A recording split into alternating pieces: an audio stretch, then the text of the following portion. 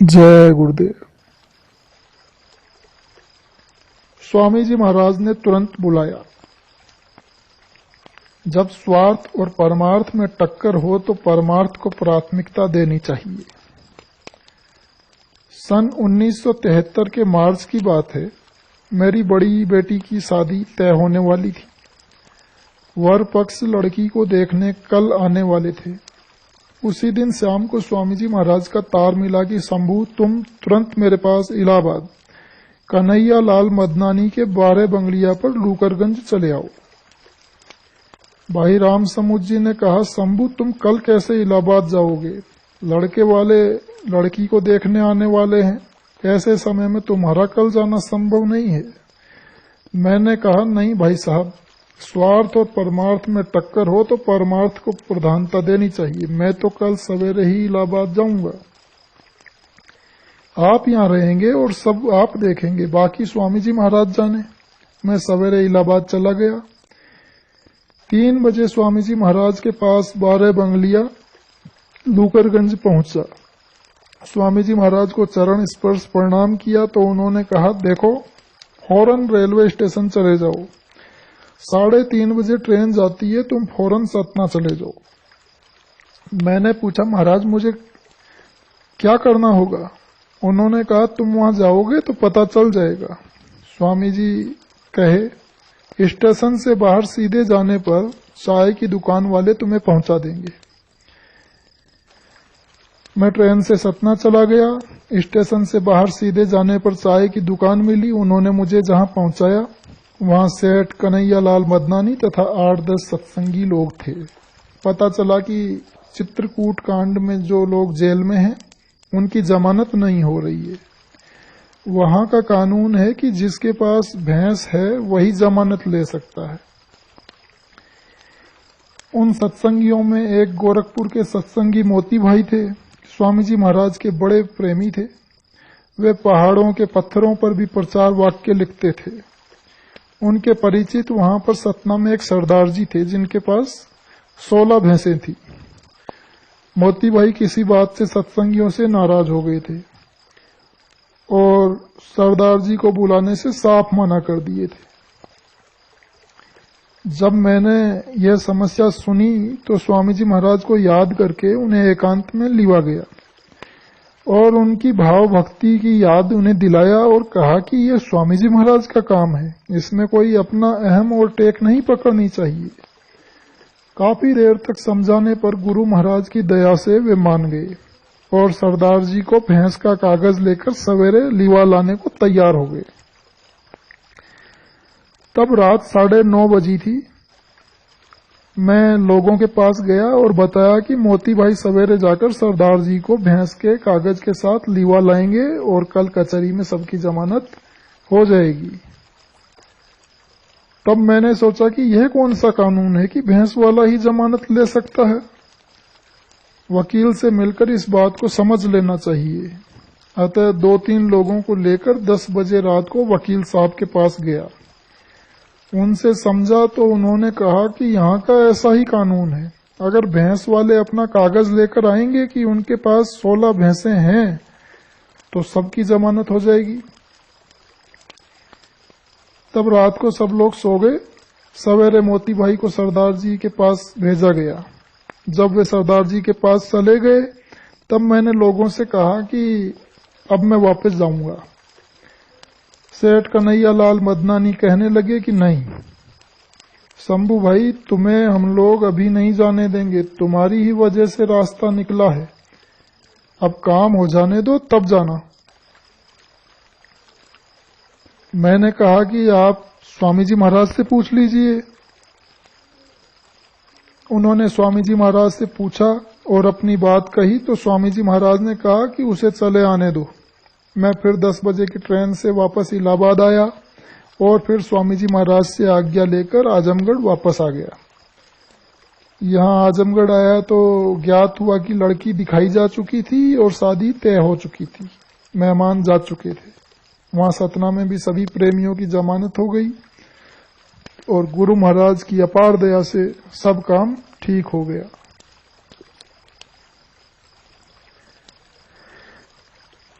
आपातकाल में मैं भी जेल गया। जब स्वामी जी महाराज 28 जून को मथुरा आश्रम से गिरफ्तार किए गए तो उसके बाद उनके सारे सामानों की तलाशी में एक कागज मिला कि इनका एक प्रेस है जो आजमगढ़ में स्थित है। अतः सरकार ने उस प्रेस को सील करने की आज्ञा दी। उस आज्ञा के पालन में डीएम आजमगढ़ ने खैर ख्वाही में सोचा कि प्रेस तो सील कर ही दिया जाए और उसके व्यवस्थापक को भी गिरफ्तार करके जेल भेज दिया जाए। अतः 28 अगस्त सन 1975 को रात्रि में 10 बजे एसडीएम पुलिस के साथ मुझे गिरफ्तार करने आए। वह बृहस्पति का दिन था। मैंने सत्संग में खत्री टोला सत्संग में सत्संगियों को सांत्वना दिया था। उस दिन गोरखपुर के एक सत्संगी श्री गोमती प्रसाद वेद भी आए थे। उन्हें अपने साथ घर लिवाया और खाना खिलाकर बाहर चारपाई लगाया। वे लेटे तो जो बचा खाना था उसे मैं और पत्नी खा ही रहे थे कि लड़का जो पढ़ रहा था आकर बताया कि गली में बहुत से पुलिस वाले आ रहे हैं। मैं समझ गया कि मेरी गिरफ्तारी होगी। एसडीएम के पेशकार भाई राम समुद्र जी थे, इसलिए उन्हें लिवाकर आए कि आप अपने किराएदार को गिरफ्तार कराइए। भाई साहब आए और दरवाजा पीटकर शंभू बुलाने लगे। मैं छत पर चला गया। लड़के से कहा दरवाजा खोल दो। ऊपर से देखा 3 राउंड पुलिस लगी हुई थी। भाई साहब घर में मुझे न पाकर ऊपर छत पर आए। एसडीएम मेरे नाम विपिन बिहारी तथा शंभू से भ्रम में पड़ गए। उसी भ्रम में ऊपर सोए आनंद स्वरूप जी को साथ कर लिया। नीचे आए तो सीआईडी ओझा को बुलाए कि पहचानिए कि कौन विपिन बिहारी है। मैंने कहा मैं ही हूं, मेरा घर का नाम शंभू है, वारंट दिखाइए क्यों गिरफ्तार कर रहे हैं। वे कहे कलेक्टर साहब अपने बंगले पर बुलाए हैं, वहीं वारंट दिखाएंगे। बहरहाल मैंने कहा मेरी माँ बीमार है, उसे समझाकर चलते हैं। घर आया, सबको समझाकर माँ को ढाढ़स देकर कि मैंने कोई गलत काम में जेल नहीं जा रहा हूँ, स्वामी जी महाराज के काम में जा रहा हूँ, जल्दी लौटूंगा, घबराइए नहीं। वे लोग कोतवाली ले गए, फिर शाम तक जेल भेज दिया। जेल में मेरी ईमानदारी, सद्व्यवहार तथा पढ़ाई में योग्यता के नाते जेलर, सुपरिटेंडेंट सभी मानते थे। मेरी माँ की तबीयत खराब थी, लेकिन पेरोल की दरख्वास्त देता था तो रिजेक्ट हो जाती थी। एक दिन मैं ज्यादा दुखी था। जेलर के पास बैठा पेरोल की बात कर रहा था कि सीनियर सीआईडी को फोन आया। उनसे बात कर चुकने के बाद जेलर ने कहा यहाँ एक मास्टर साहब बैठे हैं, उनकी माताजी ज्यादा बीमार है, वे पेरोल की दरख्वास्त देते हैं पर रिजेक्ट हो जाती है। उधर से पूछा विपिन बिहारी जी तो नहीं? कहा हाँ वही हैं। उधर से कहा वे तो इतने सच्चे और ईमानदार हैं कि 3 घंटे के लिए जाने को कहा जाए तो वे 2.5 घंटे में ही चले आएंगे। जेलर ने कहा यह तो मैं भी जानता हूं, पर मैं किस अधिकार से उन्हें जाने दूं। उधर से कहा हम लोग ही न पेरोल रिजेक्ट करते हैं, उनसे दरख्वास्त ले लो, वे ग्रांट करा देंगे। जेलर ने अर्जी ले ली। कहा आप कल तैयार रहिएगा, जाने को मिल जाएगा।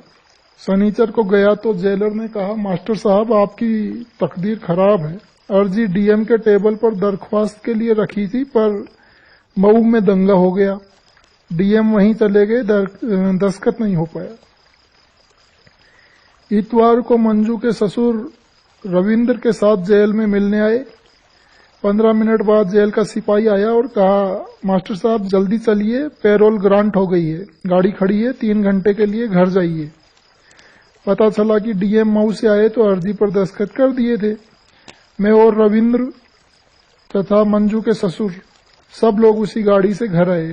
जेल सुपरिटेंडेंट अपने लड़के को ट्यूशन कराते थे, डिप्टी जेलर भी अपने लड़के का ट्यूशन कराते थे। पढ़ाने का, ईमानदारी का तथा सच्चाई का बड़ा नाम था। एक दिन गोरखपुर से सीआईडी के बड़े अधिकारी आए थे। सवेरे 11 बजे से शाम 4 बजे तक पूछताछ करते रहे। उनके साथ पूछने वालों का बेस था। कोई चिटकाने वाला प्रश्न पूछता था, कोई प्रशंसा करके तरह तरह से प्रश्न पूछते थे। पूछ चुकने के बाद स्थानीय बड़े सीआईडी ने कहा कि मैं कह रहा था ना कि वह झूठ नहीं बोलेंगे, जो कुछ जानते हैं सब बता देंगे।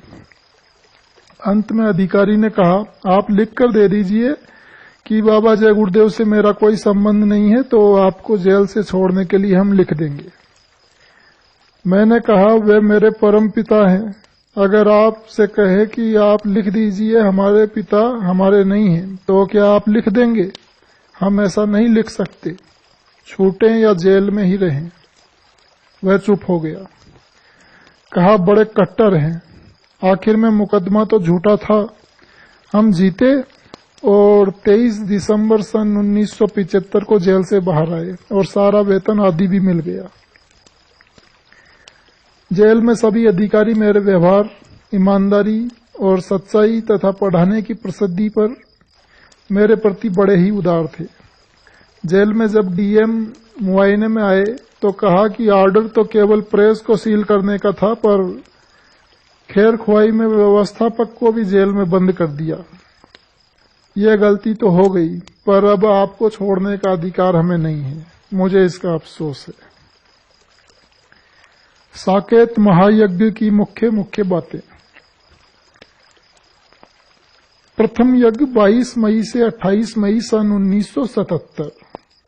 स्वामी जी महाराज बाबा जय गुरुदेव जी ने जेल से निकलने के बाद घोषणा की कि कलयुग में सतयुग आएगा और कलयुग में कलयुग जाएगा। अतः सतयुग के आने के पहले उसकी आगवानी करने हेतु सतयुग आगमन साकेत महायज्ञ होगा। उसी की आज्ञा में पहले यज्ञ के लिए अयोध्या में सरयू के तट पर तैयारियां शुरू हुई। एक प्रेमी जो हिंदी से एमए थे, उन्होंने साकेत महायज्ञ के नाम में संशोधन बताते हुए कहा कि शुद्ध शब्द सतयुग आगमन है, आगमन नहीं। तो स्वामी जी महाराज ने कहा, आगमन माने जब पदार्पण होता है तब आगमन होता है, और जब उसकी आगवानी की जाती है तो आगमन होता है। उस प्रेमी ने आज पहली बार आगमन और आगमन का अर्थ तथा अंतर समझा। फिर वे कहने लगे, सचमुच संतों के शब्द बड़े अर्थ भरे होते हैं। डिग्रीधारी व्यक्ति कैसे समझेगा? फिर संत के शब्द को समझने की कोशिश करनी चाहिए, न कि उसे गलत मानकर संशोधन की सोचनी चाहिए। सत्संग स्थल पर जब यज्ञ की वेदी बन रही थी, वहां कहीं से सांपों का जोड़ा नाग नागिन आया। स्वामी जी महाराज का दर्शन किया, फिर नदी की ओर जाकर गायब हो गया। स्वामी जी महाराज ने कहा, इसका क्या फल होता है? तो पंडित जी ने कहा, इसका अर्थ यह है कि यज्ञ अच्छी तरह पूर्ण सफल होगा। स्वामी जी महाराज ने यज्ञ प्रारंभ होने से पहले ही कह दिया था कि इस यज्ञ के विधिवत संपन्न हो जाने पर देश में समवृष्टि होगी और गन्ना तथा चावल की फसल पिछले सालों से बहुत अच्छी होगी। दोनों बातें सत्य हुई। गन्ना इतना अधिक हुआ कि खेतों में जलाना पड़ा। साकेत महायज्ञ द्वितीय। यह यज्ञ दक्षिण भारत में गोदावरी नदी के तट पर अहमदाबाद गुजरात में 25 दिसंबर 1977 से 5 मार्च 1978 तक मनाया गया। सतयुग आगमन साकेत महायज्ञ तृतीय 15 जनवरी से 14 फरवरी 1979 तक। कल्पवास फिर 15 फरवरी से 25 फरवरी 1979 तक सतयुग आगमन साकेत महायज्ञ तृतीय काशी में गंगा के उस पार रेती के विशाल मैदान में मनाया गया। कल्पवास के समय प्रेमियों ने यज्ञ स्थल की साफ सफाई और आने जाने हेतु मिट्टी रेत पर डालकर सड़क बनाई। उसी सड़क पर गुरु महाराज की दया से सामानों से लदे ट्रक रामनगर की ओर से आते और जाते रहे। कल्पवास के समय सारा सामान यज्ञ का आया और तंबू कनात आकर लग गए। मध्य जाड़ा था, पर किसी को कोई कठिनाई नहीं हुई। टट्टी मैदान के लिए जगह अलग से छोड़ दी गई थी। सफाई टीम उस स्थान से टट्टी को गड्ढा खोदकर उसी में दबा देते थे। स्वामी जी महाराज बराबर सबके साथ रहते थे। इससे लोगों में बड़ा उत्साह रहता था। 2 करोड़ प्रेमी वहां आए। काशीवासी लोगों ने कहा कि यह तो कुंभ फेल हो गया। स्वामी जी महाराज की मेहनत, कुशलता और दूरदर्शिता को देखकर लोग अवाक रह गए। काशी में रेती पर मिट्टी से बनी सड़क को देखकर तथा 2 करोड़ लोगों को यज्ञ में भाग लेते देखकर काशीवासी हैरान थे। वहां के राजनीतिक लोग उस यज्ञ से लाभ न लेकर स्वामी जी महाराज का घोर विरोध किए। प्रेमियों को बदनाम करने के कुचक्कर रचे। पंडे पुजारी खिलाफत में षड्यंत्र रचे, पर सत्य तो सत्य ही था। महापुरुष का कोई क्या करे, महापुरुष क्या न कर दे, सब थोड़ा है। गंगा जी में मिट्टी का पुल बनवाया। गंगा उस पार रामनगर की ओर से आने पर बड़ी कठिनाई थी, पर जीप बस आदि तो उधर से ही आते थे, पर आम जनता तथा काशीवासी लोगों को उस पार जाने के लिए एकमात्र नाव का सहारा था। गंगा जी के विभिन्न घाटों पर जनता की भीड़ देखकर मल्लाहों ने नावों का किराया ज्यादा बढ़ा दिया। लोग परेशान थे। इसकी सूचना स्वामी जी महाराज को दी गई। स्वामी जी महाराज बोले, चलो गंगा जी पर अस्थायी पुल बना देते हैं ताकि किसी को आने जाने में असुविधा न हो। स्वामी जी महाराज का आदेश मिलते ही प्रेमीजन जुट गए और गंगा जी में मिट्टी पड़ने लगी। गंगा पार से दशाश्व मेघ घाट तक का लक्ष्य बनाया गया था। लोग आश्चर्यचकित थे कि मिट्टी का पुल कैसे बन रहा है। जब मिट्टी का पुल 1/4 बन गया तो पंडों तथा मल्लाहों में खलबली मच गई। गंगा जी की धारा बिल्कुल शांत हो गई। लोगों में अफवाह फैल गई कि भूत प्रेत गंगा में मिट्टी डाल रहे हैं। लोगों को विश्वास हो गया कि यह तो पुल बन जाएगा। मल्लाह तथा पंडा लोग स्वामी जी महाराज के पास पहुंचे और हाथ जोड़कर प्रार्थना किए कि महाराज, हम लोग उचित रेट पर काम करेंगे, नहीं तो हमारी रोजी ही मारी जाएगी। स्वामी जी महाराज ने उनकी प्रार्थना को स्वीकार की और काम रुकवा दिया। वहां नदी में बना 1/4 पुल ज्यों का त्यों बना रहा। कार्यक्रम के समाप्त होने पर गंगा जी की धारा तेज हुई और मिट्टी बह गई। गंगा माता से 10 टिन घी उधार मांग लो। काशी के साकेत महायज्ञ में यज्ञ के बीच हवन सामग्री तो बहुत थी, पर देसी घी जितना इकट्ठा हुआ था कम पड़ गया। 10 टिन घी के आने में समय लगता और वहां घी की तुरंत जरूरत थी। लोग परेशान थे कि क्या किया जाए। लोग स्वामी जी महाराज के पास जाकर विनती किए और अपनी समस्या बताई। स्वामी जी महाराज ने प्रेमियों को आज्ञा दी कि 10 खाली टिन लेकर चले जाओ गंगा माता के पास। उनसे हाथ जोड़कर कहना कि गंगा माता, स्वामी जी महाराज ने भेजा है। देसी घी यज्ञ के लिए खत्म हो रहा है, 10 टिन घी उधार दे दीजिए। जैसे ही देसी घी आ जाएगा हम लौटा देंगे। यह कहकर आंख बंद करके 10 टिन गंगा जी में डुबाकर निकाल लेना। लोग 10 टिन खाली लेकर गंगा जी के पास गए। स्वामी जी महाराज की बात कहकर आंख बंद करके 10 टिन गंगा जी में डुबोकर निकाला तो देखा कि वह देसी शुद्ध घी से भरा था। लोग लेकर यज्ञ स्थल पर आए और यज्ञ अबाध गति से चलता रहा।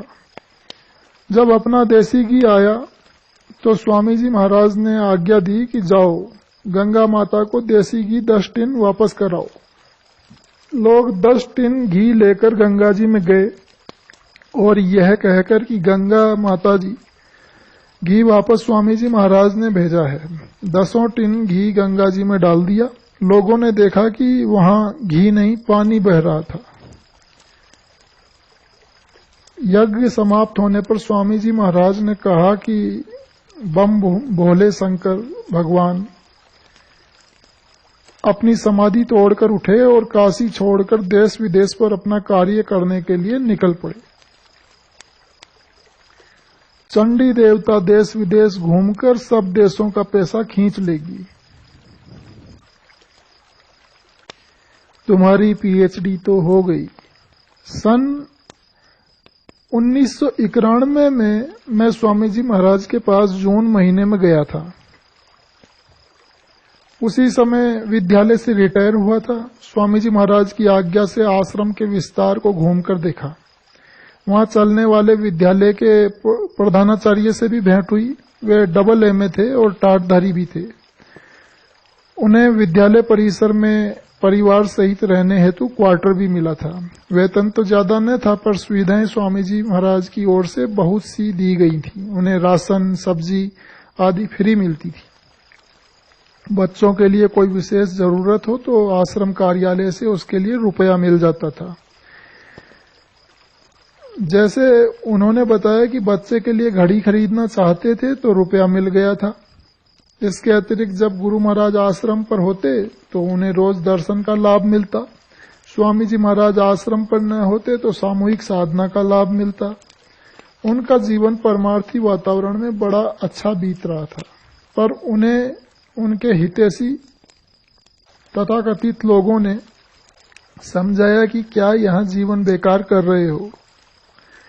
डबल एमए हो, पीएचडी कर लो और किसी डिग्री कॉलेज में ऊंचे वेतन पर काम करते हुए अच्छा जीवन बिताओ तो आनंद से रहोगे। उनकी मति मारी गई। परमार्थी वातावरण, गुरु की समीपता, रोज का दर्शन आदि सब चीजें जो उन्हें सरल सुलभ थी वह सब उन्हें है लगने लगी। उन्हें डिग्री कॉलेज की नौकरी की हाई फाई जिंदगी अपनी ओर खींचने लगी। उन्होंने स्वामी जी महाराज के पास आकर अपनी पीएचडी करने की इच्छा व्यक्त की और विद्यालय से मुक्त करने की प्रार्थना की। परम दयालु स्वामी जी महाराज ने पूछा, कहां से करना चाहते हो? तो वे बोले, मैं हिंदी से एमए हूं, आगरा विश्वविद्यालय से पीएचडी करने की सोच रहा हूं। स्वामी जी महाराज ने अति दया करके कहा, पहले जाओ आगरा विश्वविद्यालय से सब पता लगा लो। वे आगरा विश्वविद्यालय गए। वहां 3-4 दिन तक रहकर पीएचडी की सारी सूचना पता लगाकर लौटे। लौटकर फिर स्वामी जी महाराज से मिले। स्वामी जी महाराज ने पूछा, क्या पता लगा कर आए? तो उन्होंने बताया कि महाराज वहां पता लगा कि पीएचडी करने के वहां 3 तरीके हैं। यदि पूरा पढ़कर 3 वर्ष में पीएचडी करना चाहते हैं तो इतनी फीस लगेगी, यहाँ रहना होगा और 3 साल मेहनत करके ठीक से पढ़ाई करनी होगी।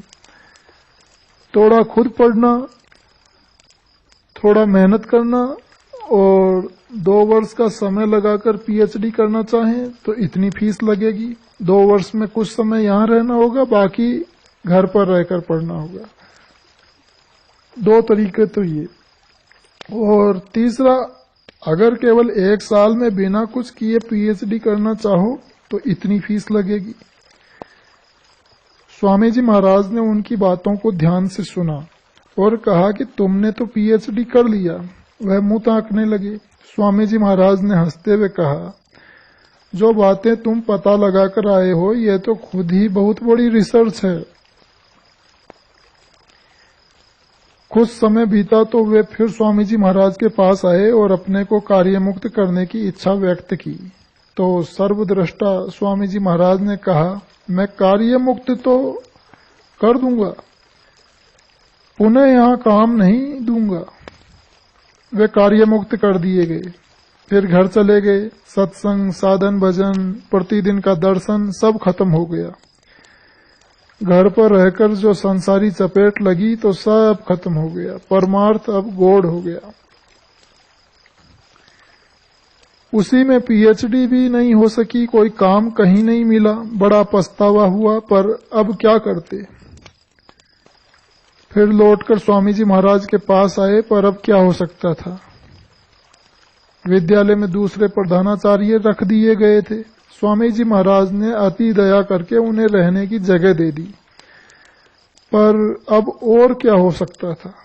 बाद में सुना कि वे एक दिन साइकिल से रहने के स्थान से आश्रम की ओर आ रहे थे। साइकिल पर अपने लड़के को बैठाए थे। किसी ट्रक की चपेट में आने पर लड़का साइकिल पर से फेंका गया और ट्रक से दबकर मर गया। होनी सब करा दी। स्वामी जी महाराज के पास आकर बहुत रो रहे थे, पर अब पछताने से क्या होता है। काल ने तो अपना दाव खेल ही लिया था। पत्नी के देहावसान के बाद दिसंबर 2007 में जब पत्नी बीमार पड़ी तो मुझे तनिक भी आभास नहीं था कि अब ये नहीं रहेंगी, लेकिन उन्हें आभास हो गया था। बनारस अस्पताल में उन्होंने अपनी लड़कियों से कहा कि आकर मिल लो, अब हम नहीं बचेंगे। मैंने कहा, ऐसा क्यों कह रही हो, अब तो तुम काफी ठीक हो गई हो। वे कुछ बोली नहीं। घर पर आने के बाद उन्हें हर 15-20 मिनट पर खाना चाहिए था। मैंने कहा, देखो ये राक्षसी भूख क्या करती है। मैंने उनसे कहा, मेरा कोई भंडारा अब तक नहीं छूटा है। तो कहा, आप चले जाइएगा, मैं रह लूंगी। कमजोरी अधिक हो गई थी। 8 दिसंबर को कहा कि स्वामी जी महाराज का काम है, आप आजमगढ़ चले जाइए। मैं आजमगढ़ चला गया। इस प्रकार स्वामी जी महाराज ने हमसे भी उनका लगाव खत्म कर दिया। मैं तो आजमगढ़ में भंडारे के सिलसिले में सामान, किताबें वगैरह पैकिंग कराने में लगा रहा। रात को सोया।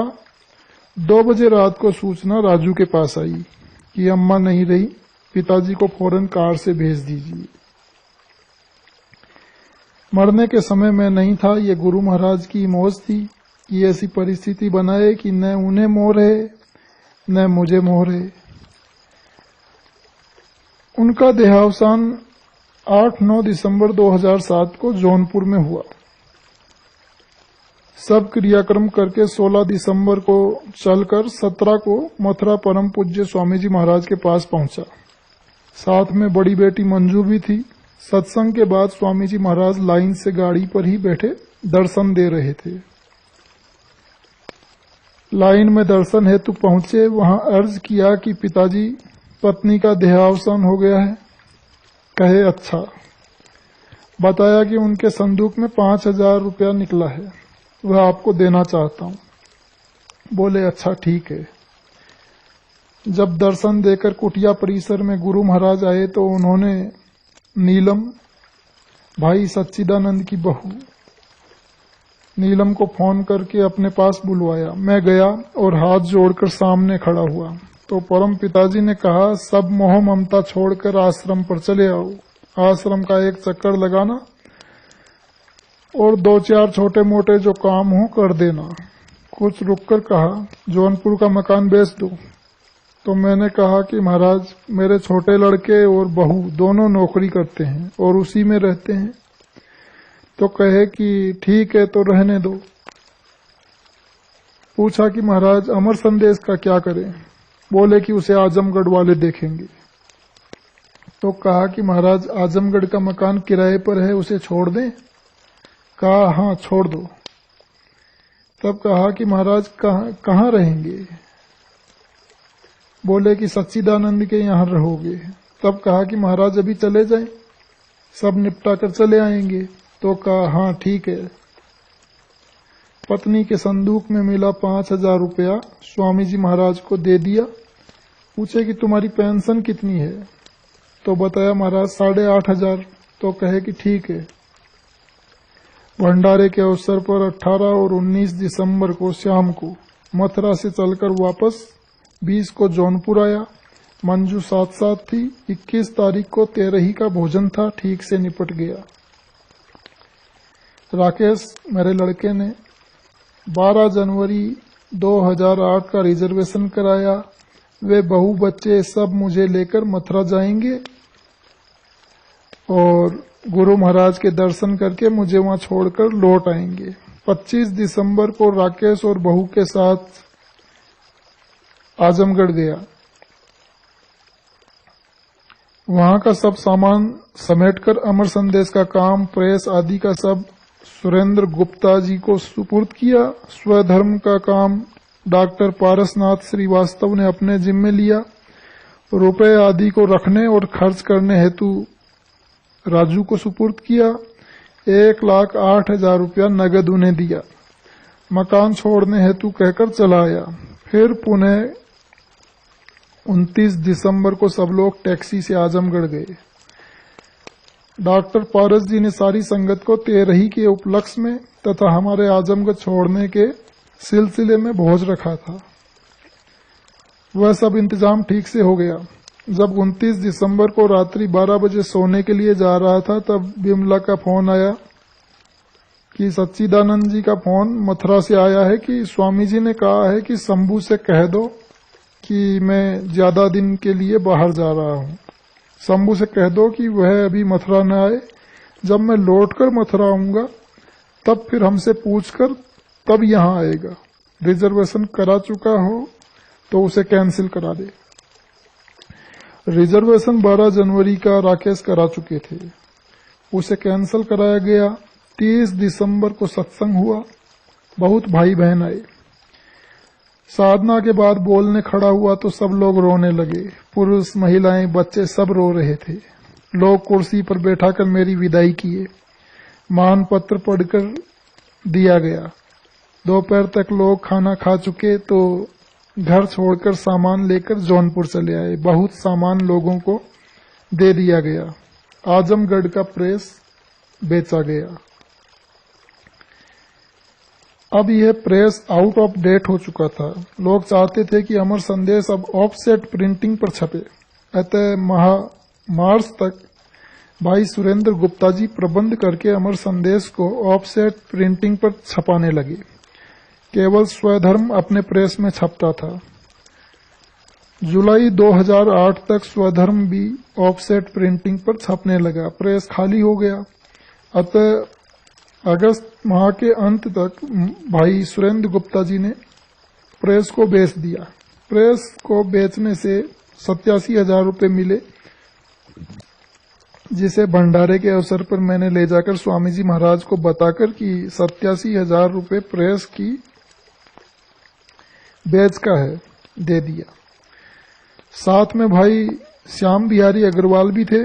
प्रेस का कमरा भी खाली हो गया तथा प्रेस का गोदाम भी खाली हो गया और छोड़ दिया गया। मनी ऑर्डर तथा अन्य डाक आदि के लेने के लिए राजू की पत्नी श्रीमती संध्या श्रीवास्तव को व्यवस्थापक बना दिया गया, जिससे वे दिन में डाकिया से सब प्राप्त कर सकें। इस प्रकार पत्नी छूटी, आजमगढ़ का मकान छूटा, प्रेस छूटा, अमर संदेश स्वधर्म छूटा। एक ही झटके में गुरु महाराज ने सब छुड़ा दिया। बस एक वाक्य की सब मोह ममता छोड़कर चले आओ आश्रम पर। बस एक चीज नहीं छूटी है, सत्संग आजमगढ़ का। 15 दिन पर एक बार चला जाता हूं और सत्संग में शरीक होकर जौनपुर चला आता हूं। आश्रम पर तो गुरु महाराज ने नहीं बुलाया, पर सब मोह ममता छोड़कर बैठा हुआ हूं। गुरु महाराज की जब मौज होगी, जब बुलाएंगे, सब छोड़कर चल देना है। जय गुरुदेव।